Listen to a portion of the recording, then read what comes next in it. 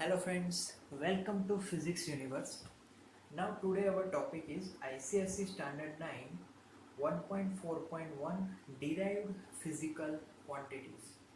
तो first of all इसकी अगर डेफिनेशन हम लोग देखें तो एनी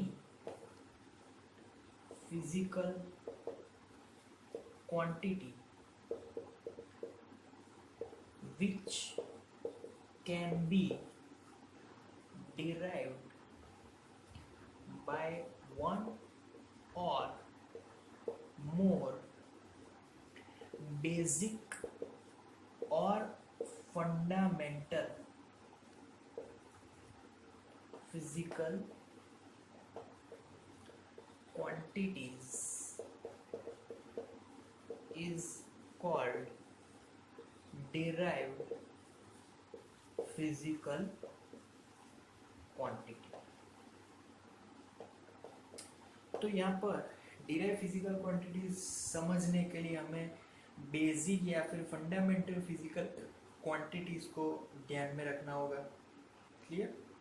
अगर डिराइव फिजिकल क्वांटिटीज की बात करेंगे तो derive physical quantities are from fundamental physical quantities. तो ये जो डिराइव फिजिकल क्वांटिटी हमने आगे जो फंडामेंटल फिजिकल क्वांटिटीज डिराइव की थी, 7 physical quantities are there. So suppose के अगर उसका एक एग्जांपल ले तो we know that area equation, that is area is equal to length into breadth.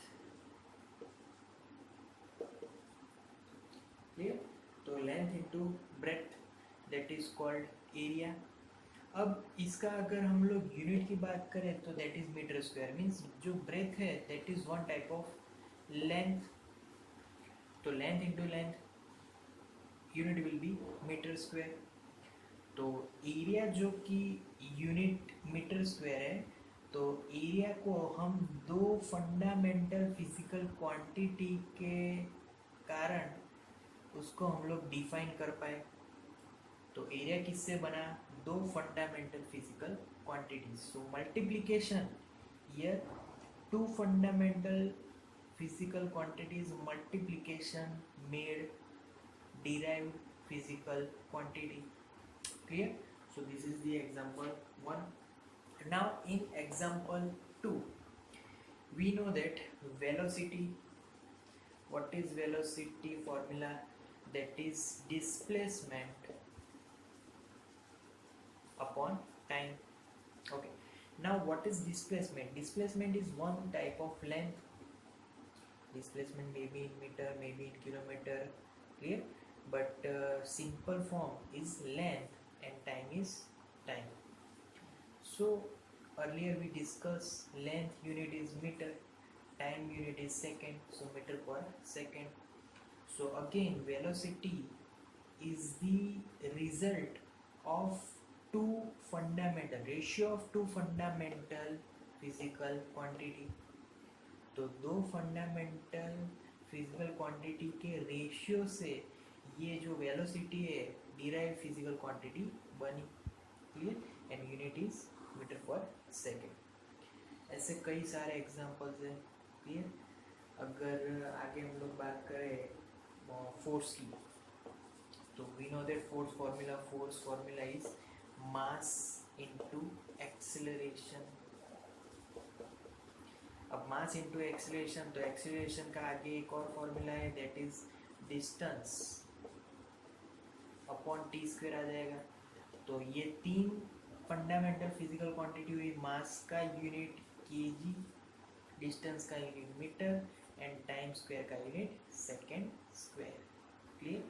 तो यहाँ पर तीन फंडामेंटल फिजिकल क्वांटिटी के फॉर्मेशन से हमें ये फोर्स जो कि डिराइव फिजिकल क्वांटिटी है वो मिल गई. क्लियर? बहुत सारे एग्जांपल है. अगर दूसरे एग्जांपल के बारे में देखें तो फोर्स के अलावा एक तो density. Yes, what is density formula? सोचो. तो डेंसिटी का फॉर्मूला ये अगर हमें पता चल जाए तो density is derive unit. Clear? Density हमने फिजिकल जो कि हमारा जो बेसिक फंडामेंटल यूनिट है उसमें हमने उसको डिराइव नहीं किया, तो वो हमारा डिराइव फिजिकल क्वांटिटी हो गया। फॉर एग्जांपल यहाँ पे अगर मैं डेंसिटी की बात करूँ तो density formula is mass upon volume. Clear? Mass is again basic physical quantity. But volume की अगर बात करें तो volume is nothing but length cube. तो length again basic physical quantity. Clear? So mass का यूनिट दैट इज किलोग्राम और length का unit metre cube. तो ये अगेन हो गई डिराइव फिजिकल क्वांटिटी। फिर आगे होगा momentum. Yes, momentum, that formula is mass into velocity. Again, mass is fundamental but velocity is not fundamental, so we can make it fundamental. It is displacement upon time. Clear? तो displacement upon time, तो मास का unit KG, displacement का unit metre, time का unit second. तो ये हो गई फिर से यूनिट उसका, और ये डी है फिजिकल क्वांटिटी। अगर एक और एग्जांपल ले तो वर्क। अगर वर्क की फॉर्मूला पता है, work formula is force, force into displacement. Clear?